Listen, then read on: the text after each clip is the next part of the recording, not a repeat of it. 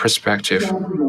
Breakthroughs and innovation of frontier technologies have redefined traditional production function, triggered a quantum leap in productivity, and opened up new domains and avenues of business, including artificial intelligence, green energy, and biomedicine.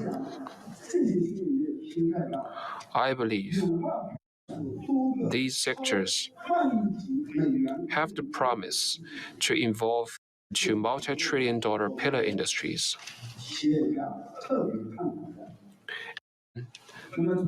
Our business communities have high hopes for such sectors.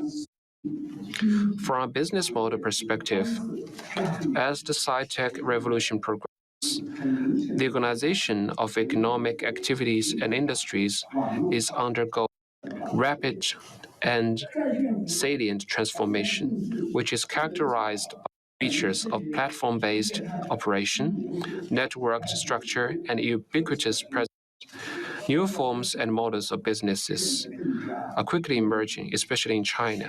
These include online services, C2M customization, and smart manufacturing, making our life smarter and more convenient, and giving everyone a fair and accessible chance to participate. In a word, a number of frontier technologies and industries with the potential of explosive growth medical technologies has provided new pathways for tackling climate change and for catapulting the world economy into a new upward. We have confidence in that. To embrace the global trend of sci-tech advances and industrial development, all countries are making forward planning and deployment. China has also taken exploratory steps in this regard. In recent years, defined traditional production function, triggered a quantum leap in productive forces, and foster new drivers of growth. These efforts have provided strong dynamism for China's economic development and created greater cooperation space for companies around the world. The rapid rise of China's new industries is in line with the global trend, sci-tech revolution, and green development. The favorable opportunities from the sci-tech revolution and industrial transformation worldwide has been working hard to advance sci-tech innovation.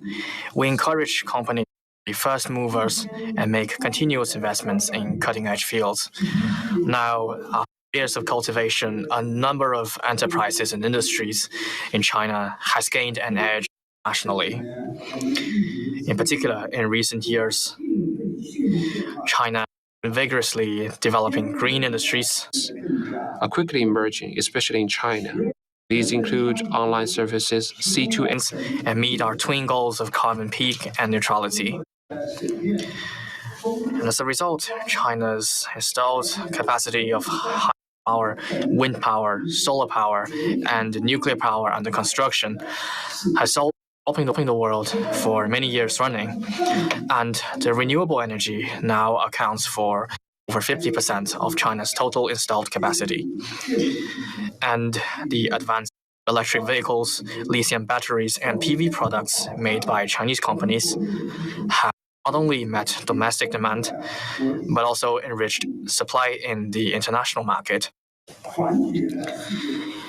It has also eased the pressure of inflation worldwide and made our active contribution to the global climate response. The rapid rise of China's new industries is rooted in our unique comparative advantages.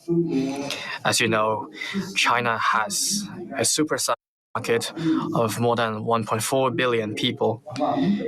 We have a complete industrial supporting system, abundant labor force and talent pool, and also, and more importantly, diverse scenarios for application. Plus, Chinese consumers are fairly receptive to new technologies. And all these make China a broad stage for enterprises to pursue innovation and upgrade their products. The economies of scale and effectively help to reduce innovation costs for enterprises and accommodate the growth of different technology roadmaps and business models in China. And that is how China's industries get their competitiveness. The rapid rise of China's new industries is a testament to the principal role of enterprises in innovation. Enterprises stand at the forefront of the market, and they are most sensitive to the changes of demands.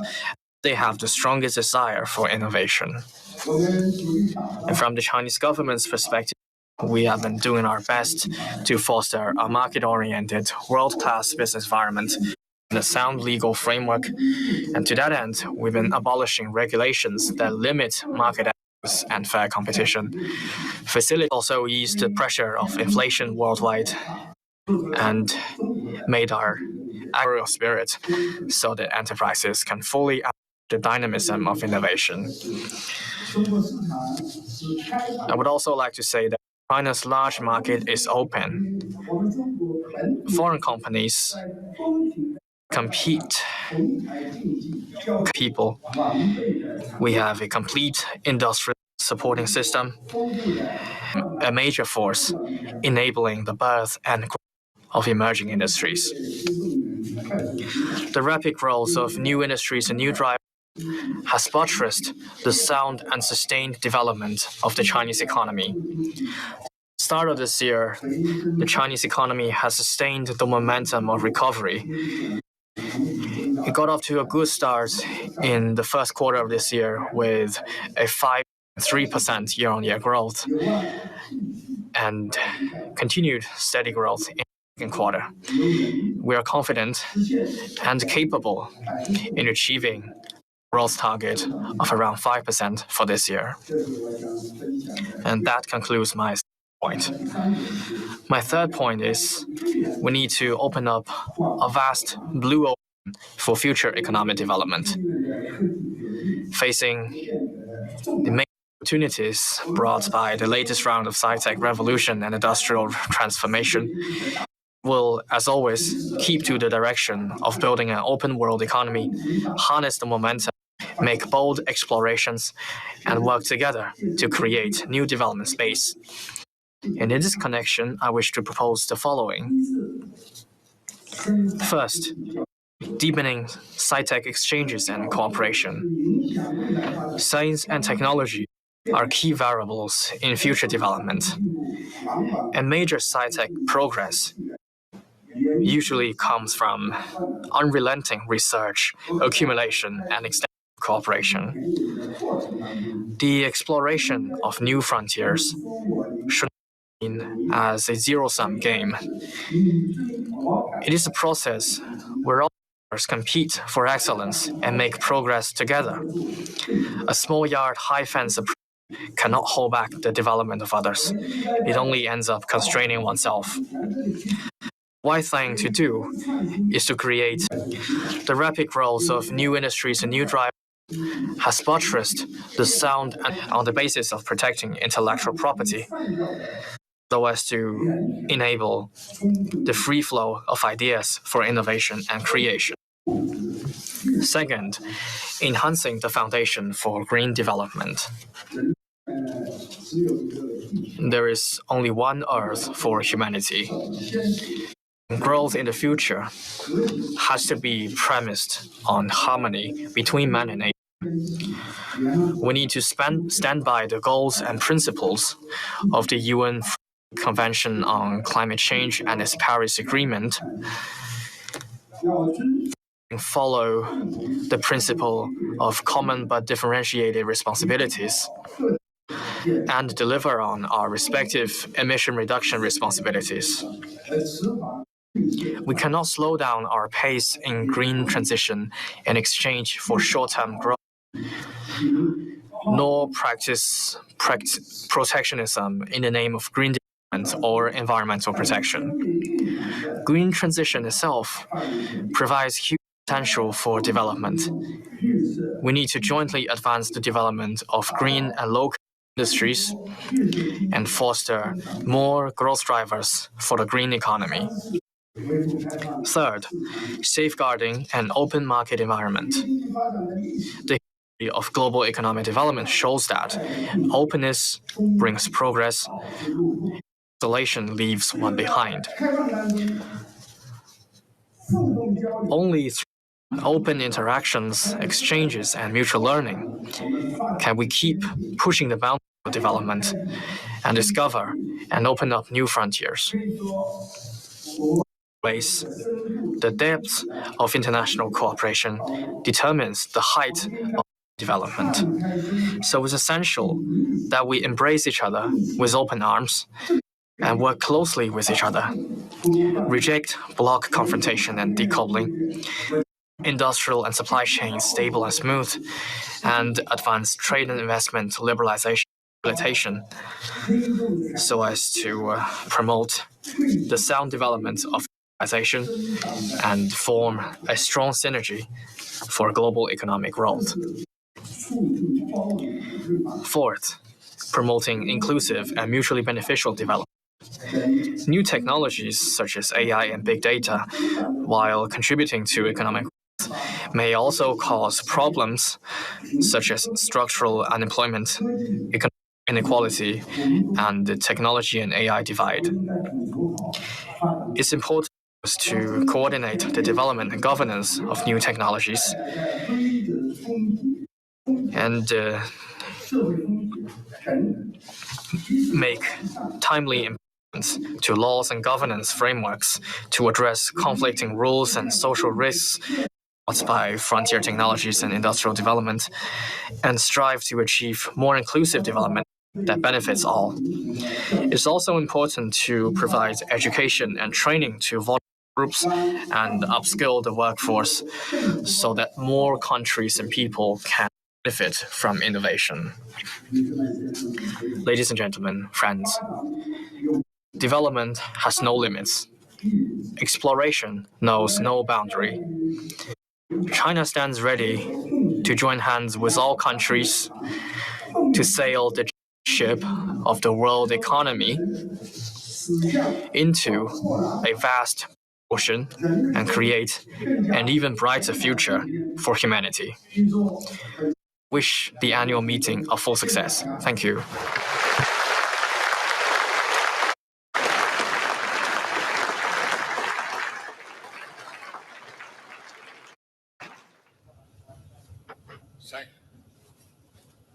And that was, of course, China Li Qiang there, just wrapping up his speech that lasted just about 10 minutes or so.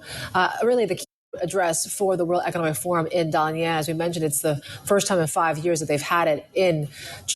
And certainly he addressed a little bit of some of the tensions that the world is facing with, whether it's the slowing of the global economy, in which he did talk about we must confront the growth predicament of global economy.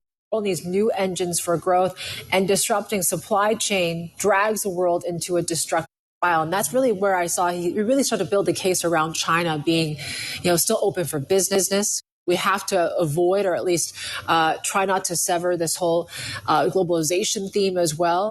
And that really, he said he wants to embrace, have the two worlds of the U.S. and maybe China and the in general, really embracing each other with open arms. So there was this kind of message of openness, I felt, coming through the premiere.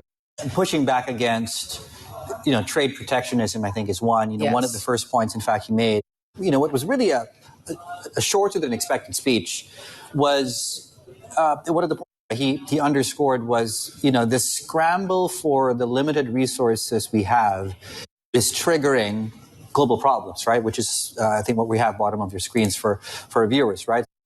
He reiterated that the Chinese market is open. It's large. Yeah, they're welcome for business. They're exploring new frontiers. That we should not be looking at sort of the rise of China as a zero-sum game. It's game on for everyone. Of course, it's a welcome conversation to have. He also talked about needing these new frontiers of growth. And one is new productive forces, I think, might be a similar concept of an overlay there. Yeah, that's when he starts when it comes to electric vehicles, other products. green tech, the like here, that enriches the supply in the international market. So really kind of pushing back on what we've been hearing of obviously with EU proposing these on Chinese EVs. And really talking about the domestic economy as well, and really saying that on a sustained momentum of recovery. So still kind of highlighting a pretty positive note on the Chinese now. And in fact, he seems like he's confident, according to Premier, in achieving that 5% growth target. So certainly some optimism there from us confront the growth predicament of global economy. All these new engines for growth and it's creating this fair, non-discriminatory tech environment. So really trying to play a more, I guess, how do you say it? I mean, a more diplomatic, conciliatory sort of message to the world. So we'll leave you with live pictures, and just in case you're just joining us right now, we're live at the World Economic Forum in Dalian, where the Premier just wrapped up his speech. Also on stage, in case you're wondering, is Klaus Schwab. You have the Polish president, and you also have the Vietnamese prime minister in the plenary here at the World Economic Forum taking place in Dalian. At this point in time, let's toss it back, and we'll pass the baton to our colleague and our co-anchor in Singapore, Haslinda Amin, of course, us here on the China Show. All yours. Take it away. Well, that's right, David. As you said, Lee pushing back on what's been happening. I mean, of course, this summit Davos happening at a time when tensions have been rising between China and the U.S. as well as the EU, talking about potential tariffs on EVs out of China. So a very challenging time for China. This Dalian forum place in Dalian. At this point in time, let's toss it back, and we'll pass the baton. Summit Davos happening at a time when tensions have been rising between China and the U.S. as well as the EU, talking about potential tariffs on EVs out of China. So a very challenging time for China. This Dalian forum. To combat the rising challenges in the world, whether that is obviously by very definition protectionism, but also, of course, they mentioned the rise of new technologies in AI and climate change. So again, Li Qiang saying things, but again, as often the case, it's all in the execution of these policies. Li Qiang is saying China can be an open and is an open platform for entrepreneurs and innovators to grow their businesses, and that they are open for business for foreign companies. Again, he also did say that China is on path, even though much has been made, including on this network, Bloomberg, of the troubles in the Chinese economy at the start of the year, but says that they are confident that the economy can that growth target that they set at the National People's Congress of around 5% growth this year. Yes, there are lots of challenges. We know it. The world is becoming more bifurcated. But Li Qiang said, work together. It does not necessarily have to be a zero-sum game, and that we can work together to tackle the problems we all face. So, again, similar brushstrokes that we've heard from Li Qiang in the past. Well, Li Qiang is confident that 5% GDP growth target for the year, but there are concerns it may not get there. And see, the timing of this summit Davos is pretty interesting as well. It's really coming real close to that plenum meeting where traditionally we've had a 5-year plan for China. Yeah, we're essentially for the third plenum to be held in Beijing next month. So we're trying to get some clues as to what the policy priorities will be for the long term. And clearly it's going to be in innovative areas. Xi has talked extensively about new productive forces and high quality development. And essentially the new they have talked about are solar panels, EVs, and batteries. But again, those developments on the